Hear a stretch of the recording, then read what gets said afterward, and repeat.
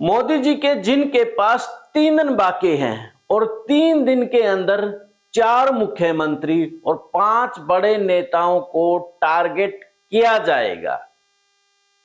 Time कम है और 2024 की रणनीति 3 दिनों में ही मोदी जी करने जा रहे हैं, लेकिन जो तैयारी 3 दिन में करनी है वो फायदा पहुंचाएगी या नुकसान पहुंचाएगी? कौन है वो बड़े नेता जिनको टारगेट किया जा रहा है?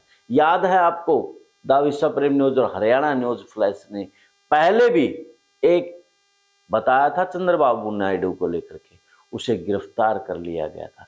अब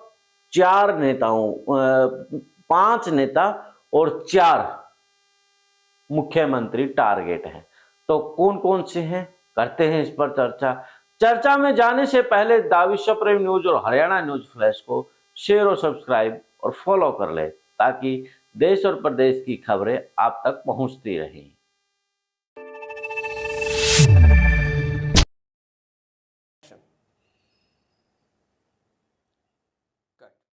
सभी को नमस्कार, राम राम। मैं कुलदीप खंडेलवाल, द विश्व प्रेम न्यूज और हरियाणा न्यूज फ्लैश। 2024 के चुनाव को कुछ माह बाकी हैं, तो ऐसे में संजय मिश्रा जी, जो कि मोदी के लिए सबसे महत्वपूर्ण व्यक्ति हैं, जो काम मोदी, आरएसएस, तमाम जो बड़े संगठन है इस देश की, जो सबसे बड़ी पार्टी कही जाती है बीजेपी, एक संजय मिश्रा ईडी चीफ ही एक ऐसा व्यक्ति है जो मोदी को लग रहा है कि मोदी को जितवा सकता है। क्योंकि जो भी विपक्ष का नेता, बड़े या फिर प्रदेश का सीएम जब बात नहीं मानता है मोदी की, तो उसके लिए ईडी चीफ दरवाजे खोल देता है, नोटिस भेज देता है। अब उसके पास 3 दिन बाकी है, क्योंकि पहले ही उनको कार्यकाल उनका बढ़ाते गई सरकार, लेकिन सुप्रीम कोर्ट ने उसको 15 सितंबर को उसे रिटायरमेंट की बात कही थी और 12 बजे वो रिटायरमेंट होने वाले हैं। तो 12 बजे तक, आज 12 तारीख हो चुकी है और 13, 14, 15, 3 दिन में क्या कुछ करने वाले हैं। जब नरेंद्र मोदी G20 में व्यस्त थे, तब ईडी चीफ नोटिस भेज रहा था, तब ईडी चीफ बड़ी रणनीति बना रहा था, क्योंकि उसे पता था कि उसके पास महज 3 दिन है। तो सबसे पहले नाम है उद्धव ठाकरे का, जो कि दूसरा नाम है भूपेश बघेल। यानी कि उद्धव ठाकरे बड़े नेताओं में आते हैं। जो सीएम की बात करूं तो सीएम में सबसे पहला नाम भूपेश बघेल, उसके बाद ममता बनर्जी, उसके बाद अरविंद केजरीवाल, और इस प्रकार से, और चौथा नाम है हेमंत सोरेन। हेमंत सोरेन को आपने G20 में भी देखा, फोटो आई थी, कुछ वीडियो भी आई थी, लेकिन उसी दिन उसको नोटिस भी दिया गया था ईडी के मार्फत कि आपको पेश होना। एक तरफ उसको नोटिस दिया जाता है तो दूसरी तरफ उसको G20 में बुलाया जाता है। ये चौथा नोटिस उसको दिया गया है। भूपेश बघेल को इसलिए क्योंकि वो बार बार कैमरा पे खुलासा भी किया है कि वो अडानी को चाहते हैं कि कोयला की खान दे, लेकिन वो कोयला की खान उसे नहीं दे रहे हैं। तो जो उसके करीबी हैं, इसलिए उनको टारगेट किया जा रहा है। ममता बनर्जी का भी मैंने आपको पहले भी बताया था, लेकिन अब जो टारगेट पे हैं, अब मुख्यमंत्री के जो खासम खास हैं उनको टारगेट किया जा रहा है, ताकि जो इंडिया गठबंधन है वो टूट जाए। इतना परेशान कर दें उनके साथियों को, उनके साथ रहने वाले को, ताकि जो इंडिया गठबंधन है वो टूट जाए। जो उद्धव ठाकरे का मैंने नाम लिया, उसके जो किशोरी पेडनेकर है, जो कि पूर्व मेयर बताई गई है, तो उसको अब समन भेजा गया है, उसको बुलाया गया है।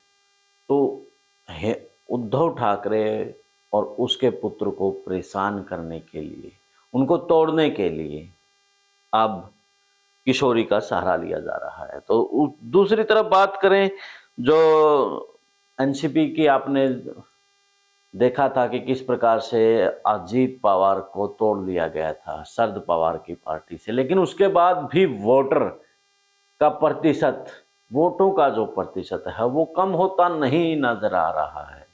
बीजेपी को सबसे बड़ा नुकसान अब महाराष्ट्र में ही हो रहा है, इसलिए अब शरद पवार को भी तोड़ने की कोशिश की जा रही है।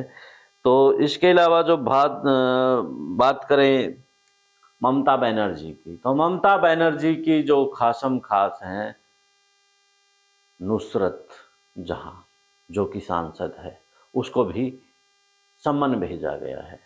यानी कि पहले उसके भतीजे को बुलाया गया था, अब उसकी सांसद को बुलाया गया है। तो 3 मुख्यमंत्री, अब चौथा है भूपेश बघेल। भूपेश बघेल के जो खासम खास हैं विनोद वर्मा, जो कि उसके राजनीतिक सलाहकार है, पॉलिटिकल एडवाइजर हैं, उनको भी नोटिस दिया गया है। तो तमाम जो मुख्यमंत्री हैं, बड़े नेता हैं, उनको परेशान करने के लिए, इंडिया गठबंधन में दरार डालने के लिए सबको परेशान किया जा रहा है, उन्हें अंदर करने की बात हो रही है। क्योंकि वो पहले तो सीधे सीएम को संजय मिश्रा टारगेट कर रहे थे, अब उनके करीबियों को कर रहे हैं, क्योंकि चुनाव को महज साल भी नहीं बाकी है। अगर किसी भी नेता को, एक तेजस्वी यादव को भी समन, लालू को भी समन दे दिए गए हैं, और जो मैंने विनोद वर्मा, भूपेश बघेल का जो राजनीतिक सलाहकार बताया है, उसके तो पूरे खानदान को नोटिस दे दिया गया है, बुलाया गया है उसको। तो अब इस खेल में कहीं मोदी फंस ना जाए, क्योंकि अगर बड़े नेताओं को, मुख्यमंत्रियों को अगर जेल भेज दिया गया, वो जेल से चुनाव लड़ सकते हैं, उनकी सहानुभूति बढ़ सकती है। और सहानुभूति, आपने एक मैं ही राजा मैं ही रंक, ऐसी कोई मूवी देखी होगी, उसमें उसकी पत्नी मर जाती है, वो उसको लेकर के पूरा प्रदेश में घूमता है उसकी, तो उसके बाद इतनी सहानुभूति होती है, एक आम व्यक्ति को सीएम बना देते हैं। यानी कि वही यहां हो सकता है। अगर मान के चलो कि तेजस्वी यादव अंदर चला जाता है, जेल में चला जाता है, और उसकी पत्नी जो बच्चा है दुधमुहा, उसको लेकर के सड़क पे आ जाती है, तो बिहार की जनता तो पागल हो जाएगी। ऐसे में बीजेपी के लिए और मुश्किल बढ़ जाएगी। तो इसलिए भाजपा अब बड़े यानी कि तरीके से काम कर रही है कि किसी प्रकार से तोड़ा जाए, लेकिन इंडिया गठबंधन अब फेविकोल का जोड़ बन गई है, वो टूटने का नाम नहीं ले रही है, वो और मजबूत होती जा रही है। तो ऐसे में मायावती की भी अब रिपोर्ट सामने आ रही है कि मायावती भी इंडिया गठबंधन में आ सकती है, क्योंकि आप किसी को इतना दबाओगे, वो तब तक दबता रहेगा, तब तक उसके अंदर डर है, लेकिन जब ज्यादा दबाओगे उसके अंदर से डर निकल जाएगा, और डर निकलेगा तो वो और खतरनाक हो जाएगा और खूंखार हो जाएगा। ऐसे ही जो सूत्र बता रहे हैं कि मायावती भी ऐसा ही कुछ कर सकती है, और मायावती भी इंडिया का हिस्सा हो सकती है। खैर, अंतिम में आपकी राय। जिस प्रकार से अब ईडी के पास और मोदी के पास महज 3 दिन बाकी हैं बड़े नेताओं को टारगेट करने के, ऐसे में यदि टारगेट कर लिए जाते हैं तो क्या भाजपा को फायदा होगा या नुकसान होगा? आपका राय, आपकी प्रतिक्रिया कमेंट्स बॉक्स में जरूर दीजिए। देश और प्रदेश की खबरों के लिए द विश्व प्रेम न्यूज और हरियाणा न्यूज फ्लैश को शेयर और सब्सक्राइब कर लें और फॉलो कर लें। मिलते हैं अगले वीडियो में, तब तक जिंदाबाद।